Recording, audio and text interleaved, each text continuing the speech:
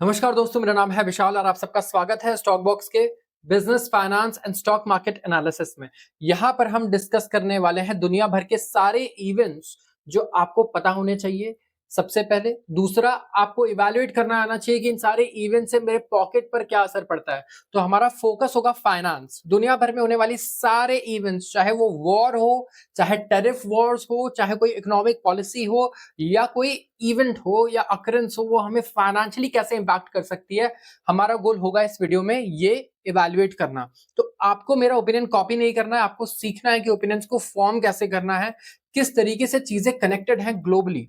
तो ये सारी चीजें आप यहां पर सीख सकते हो। अगर आपको ऐसी वीडियोस पसंद है तो आप इस चैनल को सब्सक्राइब कर सकते हैं और इस वीडियो को लाइक भी कर सकते हैं अगर आप रोज ऐसे वीडियोस देखना चाहते हैं तो।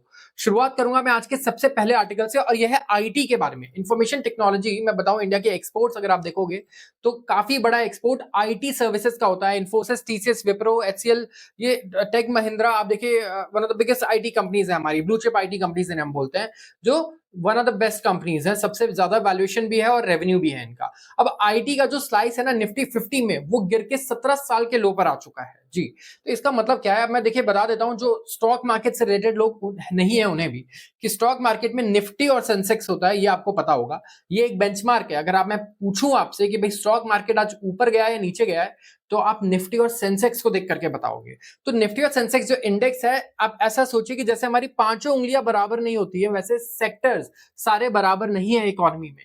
कुछ सेक्टर्स फेवरेट होते हैं, कुछ सेक्टर्स ऐसे होते हैं कि अगर हमारे पास लेट्स से ज्यादा आउटपुट नहीं आ रहा है, हम तब भी वहां पैसा ज्यादा लगाएंगे। जैसे कि एआई है, इन्वेस्टमेंट्स एआई में जाने के लिए इस टाइम पे सबसे ज्यादा है, भले ही वहां पे हमें स्टार्टअप्स नहीं मिल रहे हैं, ठीक है। और बहुत सारी ऐसी जगह है जहां पे स्टार्टअप्स है, बिजनेस ही बिजनेस है, लेकिन वहां पे हम ज्यादा इन्वेस्ट नहीं करेंगे। तो पांचों उंगलियां क्योंकि बराबर नहीं होती, तो निफ्टी 50 में अलग अलग सेक्टर्स के अलग अलग वेटेज हैं। और यहाँ पे आईटी सेक्टर एक काफी इंपॉर्टेंट कहूंगा मैं सेक्टर है। बैंकिंग के बाद आई थिंक सबसे बड़ा वेटेज आईटी सेक्टर का रहा है ओवरऑल। एंड यहाँ पे जो इनका शेयर है वो अब 17 साल के लो पर आ चुका है हमारे इंडेक्स में। तो इंफॉर्मेशन टेक्नोलॉजी एक्सपोर्टर्स जिन्हें हम कहते हैं, जैसे कि टाटा, टीसीएस, विप्रो, इन्फोसिस, एचसीएल टेक, यहाँ पे ये अपना ग्राउंड लूज कर रहे हैं। जो इनका वर्चस्व था, मैं कहूंगा निफ्टी 50 और सेंसेक्स में, ये धीरे धीरे कम आते जा रहा है। निफ्टी आईटी ये इंडेक्स है जो बताता है कि आईटी स्टॉक्स कैसा कर रहे हैं हमारे शेयर बाजार में, 9.5% नीचे है, ठीक है। ओवरऑल निफ्टी 50 1.5% ऊपर है और आईटी लगातार नीचे जा रहा है यहाँ पे। तो यहाँ पे आईटी सेक्टर का जो वेट है यहाँ पे, ये 10.2% आ चुका है, जो लोएस्ट है पिछले 17 साल में। एंड मार्जिनली अबव है रिकॉर्ड लो ऑफ 9.7% से। तो इसका रिकॉर्ड 2008 में लो पर चला गया था। 2008 में जब आप देखो कि मंदी भी थी, तो 9.7% पे आ गया था वेटेज आईटी सेक्टर का, और अभी यहाँ पे ये 10.4% है। तो काफी पास है, मैं कहूंगा अपने रिकॉर्ड लो के पास। एंड यहाँ पे अगर आप देखोगे तो जो 5 आईटी सर्विसेज कंपनीज भी है, इनका कंबाइंड मार्केट कैप है 25.5 trillion rupees, as compare to 189.4 trillion total of Nifty 50 constituents. तो निफ्टी 50 का ओवरऑल मार्केट कैप कितना है? 189.4 ट्रिलियन रुपीस। एंड इसमें आईटी का शेयर कितना है? इसमें आईटी का शेयर है 25.5 ट्रिलियन रुपीस। तो परफॉर्मेंस लगातार इनकी गिर रही है, और इसी की वजह से अगर आप देखोगे तो कहीं ना कहीं हमें यहाँ पे इनका शेयर भी गिरता हुआ नजर आ रहा है निफ्टी 50 में। तो आप बताओ कि आपकी क्या राय है, आपको क्या लगता है कि क्या निफ्टी आईटी स्पेसिफिकली जो सेक्टर है वो क्या उभर के आ सकता है 2025 में, 2026 में, या फिर हम 2-3 साल तक इस सेक्टर को ऐसे ही नीचे देखने वाले हैं? आपको क्या लगता है कि कब पॉजिटिव साइकिल निफ्टी आईटी में हम एक्सपेक्ट कर सकते हैं? Fitch lowers India's growth forecast for FY26 to 6.4%। बहुत सारे रेटिंग एजेंसीज हैं, वर्ल्ड बैंक की बात करें, बहुत अलग अलग इंस्टीट्यूशंस हैं ग्लोबली रिकॉग्नाइज्ड, वो इस टाइम पे क्या कर रहे हैं, इंडिया की जो ग्रोथ है, जीडीपी ग्रोथ रेट है, इसको रिवाइज कर रहे हैं, इसके एस्टिमेट्स को। इसका मतलब क्या होता है? इसका मतलब ये होता है कि जो इन्होंने पहले एस्टिमेट्स बनाए थे वो थे टैरिफ वॉर से पहले के, और अब टैरिफ वॉर शुरू हो गया तो जितनी भी कंट्रीज है सबके जीडीपी फोरकास्ट रिवाइज हो रहे हैं। तो आगे जो इन्हें लग रहा था कि लेट्स से इंडिया 6.6% से ग्रो कर सकता है, 6.8% से ग्रो कर सकता है, अब ये इस एस्टिमेट को नीचे लेकर आ रहे हैं। इन्हें ऐसा लग रहा है कि इंडिया कहीं ना कहीं इंपैक्ट होगा डोनाल्ड ट्रंप की टैरिफ पॉलिसी से, शॉर्ट टर्म में स्पेसिफिकली। तो फिच, मैं बता दूं आपको कि जानी मानी रेटिंग संस्था है, ये रेटिंग करते हैं, एस्टिमेट्स भी बनाते हैं, काफी सारी चीजों में इन्वॉल्व है, काफी रिनाउड है यहाँ पे। एंड इन्होंने क्या किया है, इन्होंने लोअर किया है इंडिया के इकोनॉमिक ग्रोथ फोरकास्ट को 6.4% से कर दिया है 6.5% से। तो बहुत बड़ा इंपैक्ट ये नहीं कैलकुलेट कर रहे हैं यहाँ पे कि बहुत ज्यादा बड़ा कुछ इंपैक्ट होगा स्पेसिफिकली इंडिया पे। यूनाइटेड स्टेट्स ने क्या किया है, स्टीप टैरिफ्स लगाए हैं सेवरल कंट्रीज पे, और यहाँ पे चाइना के लिए 100% से भी ज्यादा के टैरिफ्स हैं। तो ये काफी बड़ा एडवांटेज है क्या, इंडिया के लिए। तो जीडीपी जो है, gross domestic product global growth, ये इसका फोरकास्ट अब निकल के आया है 1.9%, जो पहले था 2.3%। तो यहाँ पे कुछ कंट्रीज जो है इनका आउटलुक बहुत खराब है। अब यहाँ पे आप ये देखो कि 1.9% का जो ग्लोबल एवरेज अब आ रहा है, पहले ये 2.3% की प्रेडिक्शन थी। तो 0.4% जो चेंज आया है, ये इंडिविजुअली कुछ कंट्रीज पे तो बहुत बड़ा इन्होंने रिवीजन किया होगा, तभी इतना बड़ा हम लोग चेंज एक्सपेक्ट कर रहे हैं कि इस बार हम लोग 2% का भी टारगेट नहीं अचीव कर पाएंगे when it comes to global GDP growth rate. यहाँ पे इंडिया की अगर बात करते हैं स्पेसिफिकली, अगर आप देखोगे तो काफी चैलेंजेस हैं जो हम फेस कर रहे हैं। जैसे कि एक तो कंज्यूमर स्पेंडिंग ओवरऑल हमें स्लो नजर आ रहा है, हमारा कंज्यूमर स्पेंडिंग, लोग पैसे कम खर्च कर रहे हैं इंडिया में, स्पेसिफिकली अर्बन एरियाज में, जो शहर है वहां पे लोग पैसे कम खर्च कर रहे हैं। तो ये एक चैलेंज रहा है, जिसकी वजह से हमारे कंज्यूमर ड्यूरेबल्स और एफएमसीजी जैसे सेक्टर्स जो हैं वो लगातार हमें वीक होते हुए नजर आए थे कुछ महीनों में। तो कंज्यूमर स्पेंडिंग यहाँ पे प्रोजेक्टेड है कि स्लो होगी टू 6.4% एंड 5.4% इन FY 26 और 27, 2026 और 27 की बात हो रही है, जो 2025 में 7% का ग्रोथ रेट था यहाँ पे। तो कंज्यूमर स्पेंडिंग बड़ा इंपॉर्टेंट होता है। लोग जितना ज्यादा पैसे खर्च करेंगे, जितना ज्यादा कंज्यूम करेंगे, कंपनीज उतने ही गुड्स को प्रोड्यूस करेंगी। उसको प्रोड्यूस करने के लिए उतने ज्यादा लोग चाहिए होंगे, उतनी ज्यादा नौकरियां लगेंगी लोगों की, फिर वो लोग और कंज्यूम करेंगे क्योंकि उनकी नौकरी लगी है, और फिर उससे और प्रोडक्ट्स बिकेगा और ज्यादा लोगों की नौकरी लगेगी। तो एक पॉजिटिव साइकिल क्रिएट होगा इकोनॉमी में अगर कंज्यूमर स्पेंडिंग बढ़ेगा।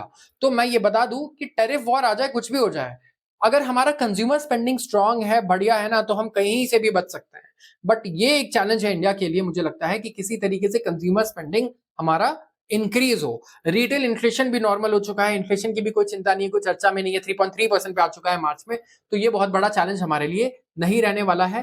कंज्यूमर स्पेंडिंग से रिलेटेड बजट में मैंने आप सबसे एक सवाल पूछा था कि कंज्यूमर स्पेंडिंग को बढ़ाने के लिए हम लोग क्या कर सकते हैं, और मैंने आपको सीधा सीधा ये कहा था कि आप मुझे ये मत बता देना कि बस टैक्स कट कर दिया और ये कर दिया, दैट्स इट। नहीं, मुझे थोड़ा सोफिस्टिकेटेड आंसर चाहिए, एक वेल थॉट आंसर चाहिए। शॉर्टकट्स तो ठीक है, गवर्नमेंट ने भी क्या किया, सबसे सोफिस्टिकेटेड काम किया नहीं, सबसे सिंपल काम किया। इन्होंने क्या किया कि डायरेक्ट टैक्स कम कर दिया। अब मैंने आपको कहा था कि डायरेक्ट टैक्स करने से क्या कंज्यूमर स्पेंडिंग बढ़ेगी? हाँ, सिर्फ उन लोगों की जो स्पेसिफिकली आप देखो कि टैक्स ब्रैकेट में आते हैं। इंडिया में 2% लोग जो है टैक्स पे करते हैं, तो 2% लोगों में से कुछ परसेंटेज ऑफ पीपल जो है उनको राहत मिली। लेकिन जो 98% लोग हैं उन पे कैसे इंपैक्ट पड़ेगा? क्या जो 2% है इस टैक्स कट से इतना कंजम्पशन वो इंक्रीज कर पाएंगे कि बाकी 98% को बेनिफिट मिल पाए? कहना मुश्किल है। एक तरीका था कि आप कंजम्पशन टैक्स को कम करो, बट गवर्नमेंट को पैसे भी चाहिए ना, राइट? देश को चलाने के लिए हमें पैसे की जरूरत है। तो डायरेक्ट टैक्स कट करना was not one of the most brilliant idea, ऐसा अभी तक तो लग रहा है। But what if we get surprised, right?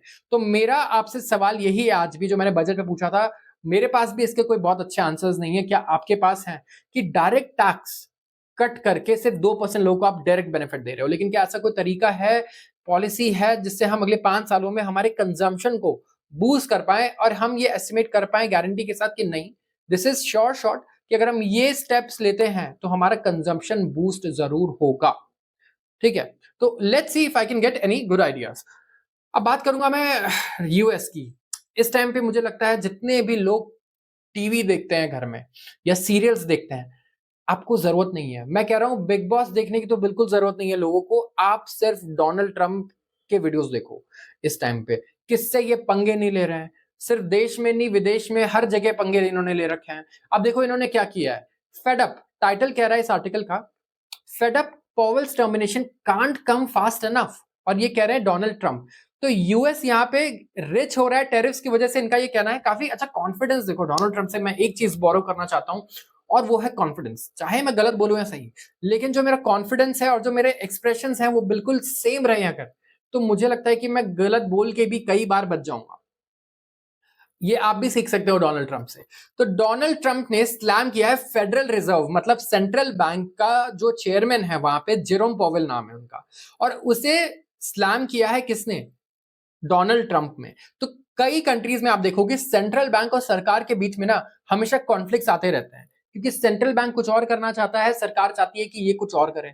ठीक है, अब कहने को तो सेंट्रल बैंक एक इंडिपेंडेंट ऑर्गेनाइजेशन है, राइट, और खुद से वो डिसीजंस ले सकता है। तो यहां पे क्या हुआ, इन्होंने अपना फ्रस्ट्रेशन जाहिर करते हुए कहा कि फेडरल रिजर्व रेट कट्स नहीं कर रहा है एग्रेसिवली जो इसे करना चाहिए।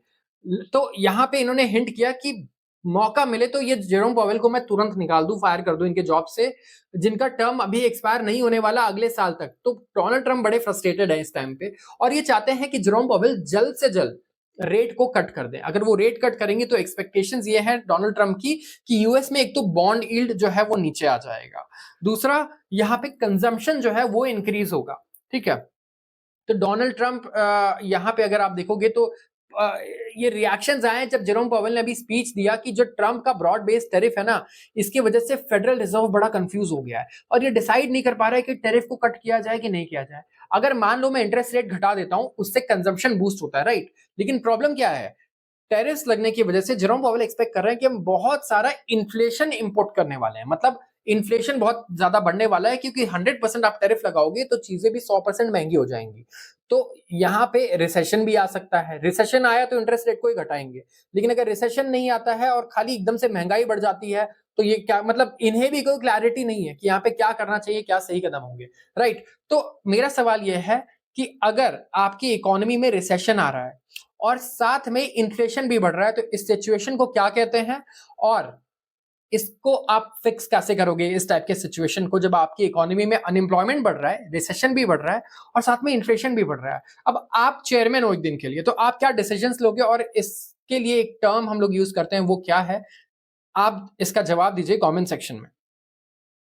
मैं बात करता हूं अगले आर्टिकल की। सीएलएसए ने क्वेश्चन किया है इंडियन एफएमसीजी स्टॉक्स को लेकर के, और यह है वैल्यूएशंस के बारे में। सीएलएसए भी मैं बता दूं कि काफी पॉपुलर है और ये भी रेटिंग्स करते हैं, एस्टिमेट्स बनाते हैं। तो यहाँ पे ये काफी सारे मल्टीपल ब्रोकरेजेस हैं, उनका ये एनालिसिस कह रहा है कि एफएमसीजी कंपनीज मतलब fast moving consumer good stocks, ठीक है, ये जो कंपनीज है इसमें कौन कौन सी कंपनीज आती हैं, जो हम रोज की नेसेसिटी वाली चीजें खा रहे हैं ना, हम आईटीसी का आटा खा रहे हैं, यूनिलीवर से हम लोग सामान खरीद रहे हैं, हिंदुस्तान यूनिलीवर के टूथपेस्ट से लेके नमक से लेके ब्रश, डेली की जो चीजें हैं ये कंपनीज बनाती है। अब यहाँ पे वार्निंग ये आई है कि इंडिया में काम करने वाली जो एफएमसीजी कंपनीज है ना, जो शेयर बाजार में लिस्टेड है, इनके वैल्यूएशन और इनका ग्रोथ कुछ अलग ही फिगर दिखा रहा है। मतलब कि आप समझो कि ये क्वेश्चन पेपर में 10 में से 2 ही आंसर करके आ रहे हैं, ठीक है, लेकिन इनके मार्क्स जो है इनके टीचर वो इनको 90% दे रहे हैं। तो क्या ये मिक्स मैच है, समझ नहीं आ रहा है। तो यहाँ पे इस आर्टिकल को हम लोग पढ़ते हैं ध्यान से।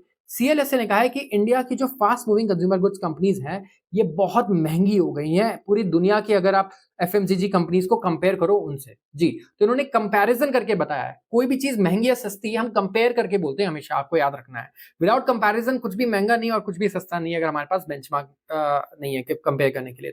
तो अगर आप पी रेशियो से कंपेयर करो, पी रेशियो क्या होता है, प्राइस टू अर्निंग्स। जैसे कि मैं बोलूं कि आपकी कंपनी साल का 10 रुपए कमाती है, मुझे ये बेच दो आप 100 रुपए में, तो आप देखोगे कि ये साल का 10 रुपए कमाती है और ये आदमी मुझे 100 रुपए दे रहा है मेरी कंपनी खरीदने के लिए, तो मतलब ये 10 गुना दे रहा है। तो ये 10 गुना होता है पीई रेशियो, आपकी कंपनी का प्राइस और अर्निंग्स। प्राइस 100 रुपए मैंने लगाया है और अर्निंग्स 10 रुपए है।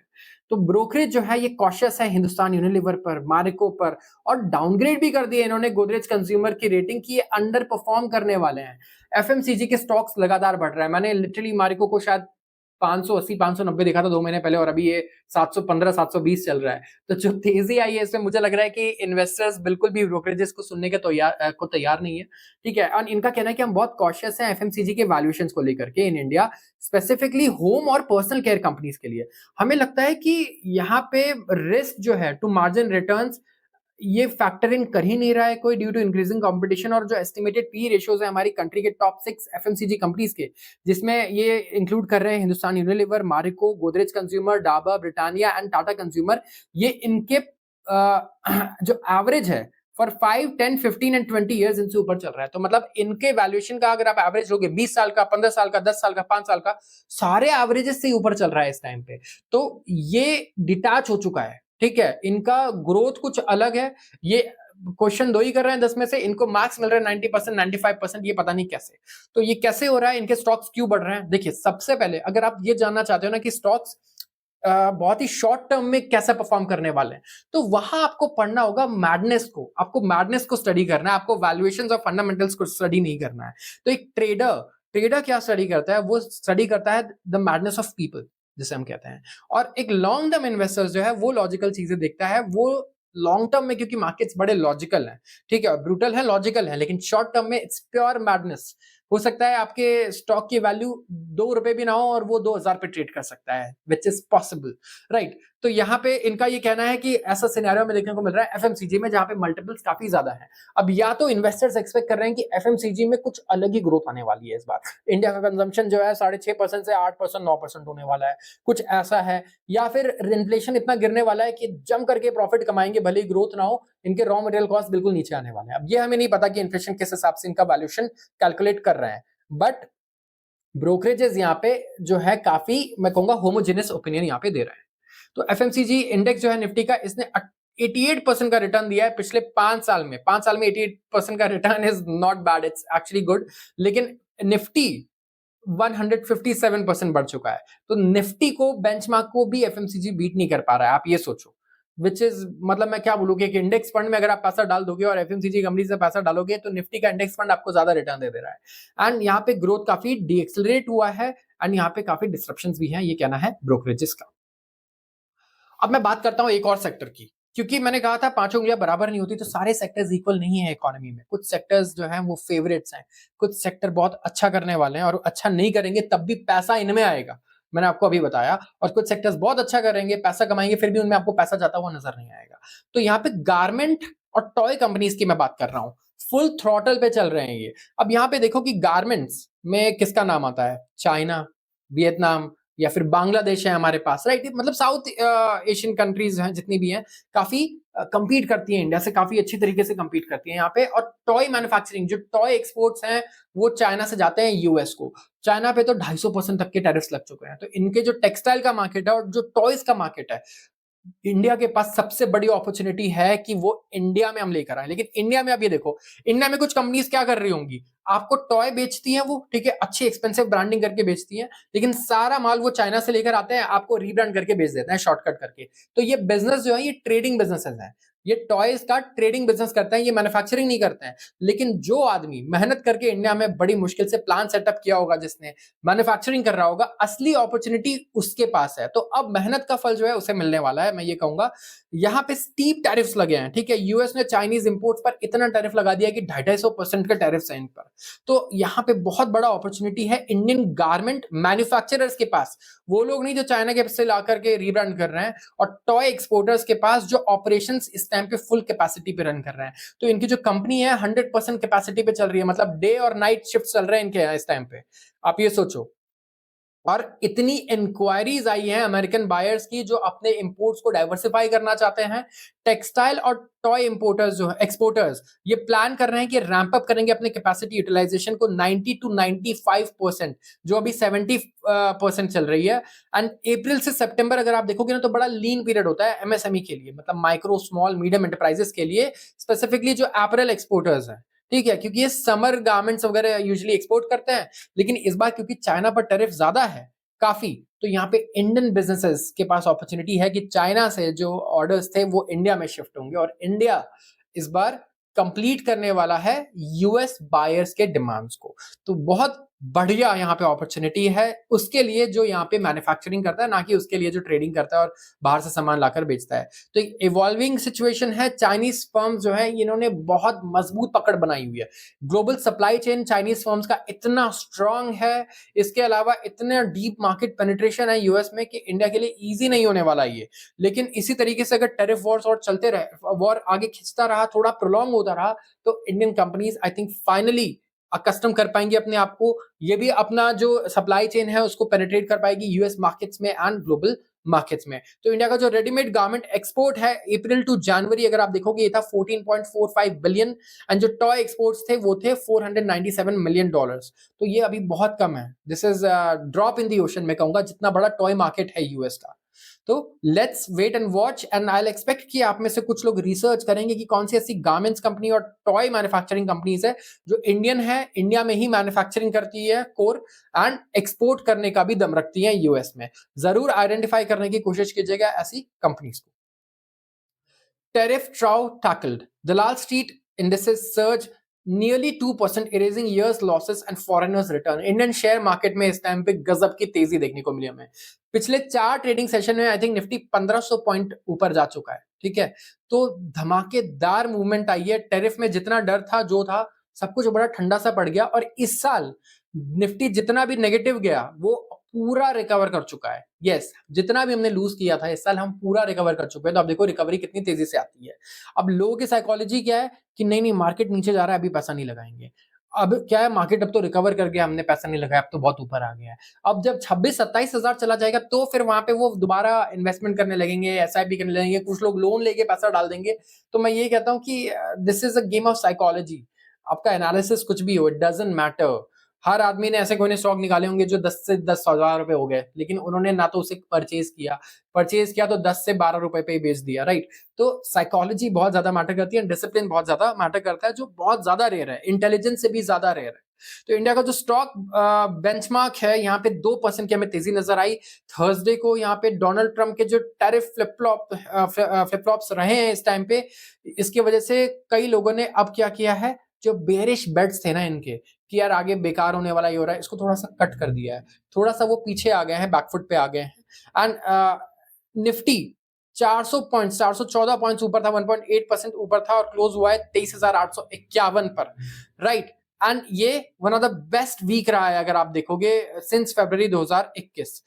एल्सवेयर इन एशिया, अगर एशिया में बात करूं तो जापान में बहुत बढ़िया तेजी रही है, क्योंकि जापान के कुछ डेलीगेट्स हैं जो इस टाइम पे यूएस में हैं।